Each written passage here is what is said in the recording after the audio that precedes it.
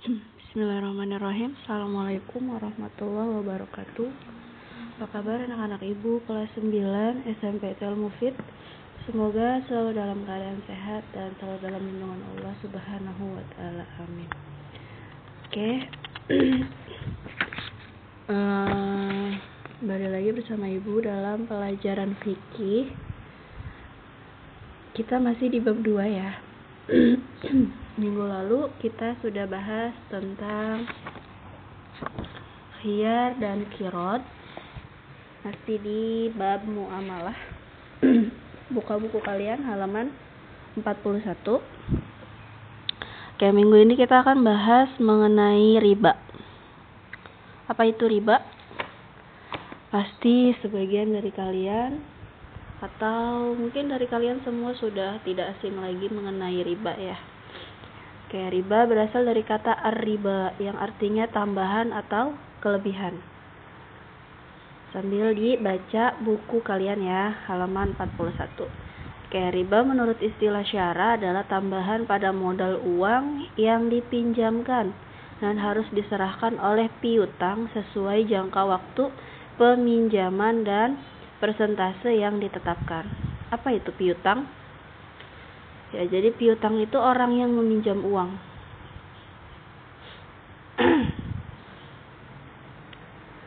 Orang yang meminjamkan uang ya, maaf salah.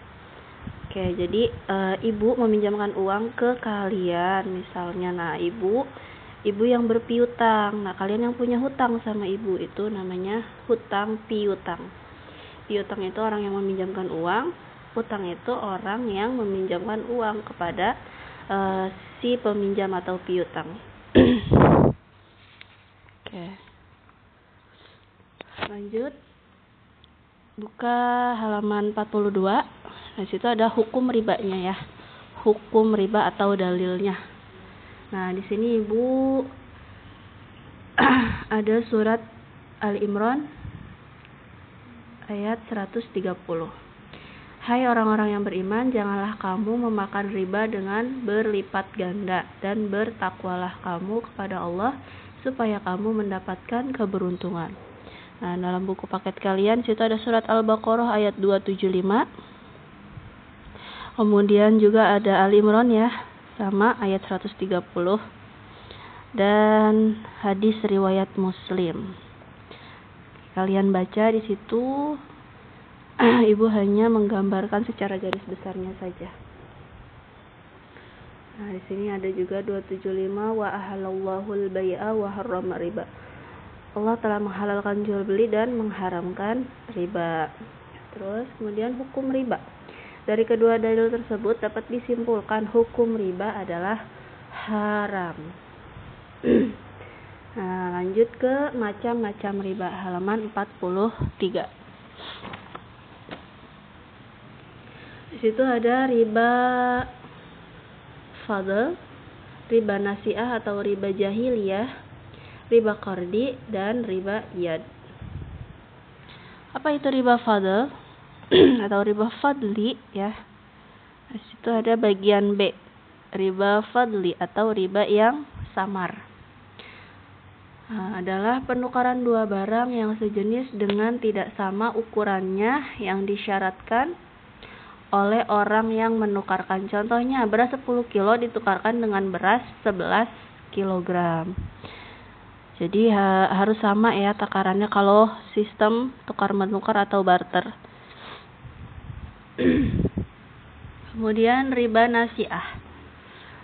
Riba nasi'ah adalah tukar-menukar dua barang yang sejenis maupun tidak sejenis atau jual beli yang bayarannya disyaratkan lebih oleh penjual dengan dilambatkan. Contoh, si A membeli arloji seharga 500.000 oleh penjual, disyaratkan membayarnya tahun depan dengan harga 525.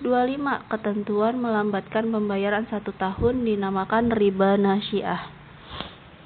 Beda dengan kredit ya. Kalau kredit itu kan ada jangka waktunya bertahap. Nah, itu kalau kredit itu sistemnya dibolehkan melebihkan dari harga beli kita karena memakan waktu. Tapi kalau ini kan sekali bayar langsung. sini riba nasyiah. Kemudian riba qardi adalah meminjamkan sesuatu dengan syarat mendapatkan keuntungan dari orang yang dipinjami. Contohnya, si A meminjam uang kepada B sebesar 5.000 dan B mengharuskan kepada A mengembalikan uang itu sebesar 5.500 tambahan 500 rupiah adalah riba qardi. Udah jelas ya kalau itu. Kemudian hukuman bagi pelaku riba.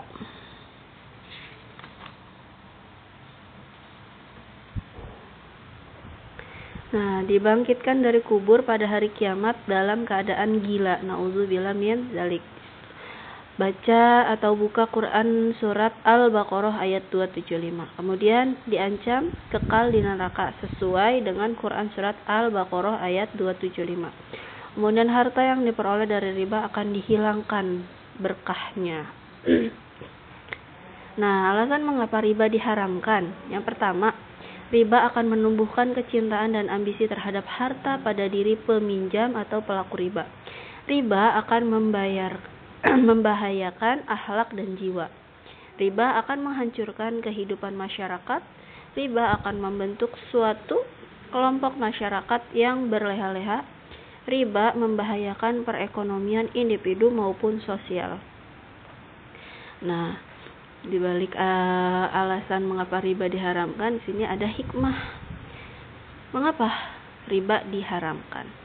Oke, hikmah yang pertama membebaskan penindasan ekonomi seseorang ya.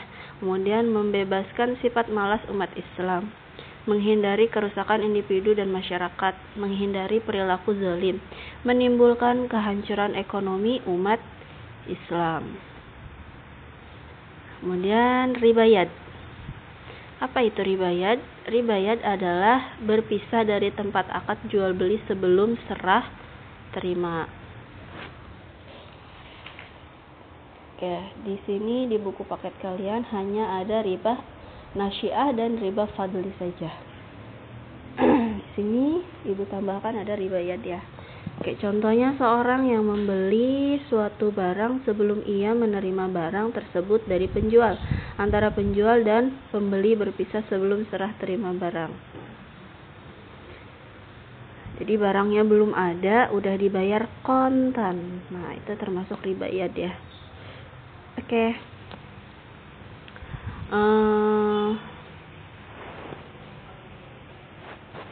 Cukup ya untuk pembahasan riba kali ini. Nanti kurang jelasnya kalian bisa baca buku paket kalian. Di sini ada sudah ya tadi manfaat diharamkan riba atau hikmahnya ya. Bunga dalam perbankan kalian bisa baca di situ halaman 44. Apa itu bunga dalam perbankan? Bunga bank termasuk masalah ijtihadiyah, masalah yang menjadi pembicaraan para ulama. Kemudian membiasakan diri bertanggung jawab sebagai implementasi pemahaman terhadap riba itu halaman 45.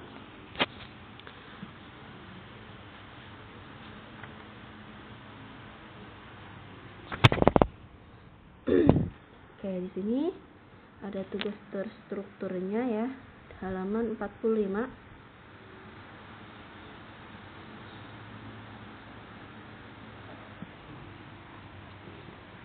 Itu ada wazifah, ada tugasnya. Apa yang kamu lakukan jika kamu termasuk keluarga mampu dan ternyata harta yang diperoleh orang tuamu berasal dari uang rente? Apa itu rente? Ya. Jadi tugas dari ibu itu ya, halaman 45 kalian kerjakan, kumpulkan paling lambat sore ini sebagai absensi dalam mata pelajaran fikih hari ini. Oke, sekian dari ibu pembahasan mengenai riba. Kurang lebihnya mohon maaf. Ibu Hairi, assalamualaikum warahmatullahi wabarakatuh.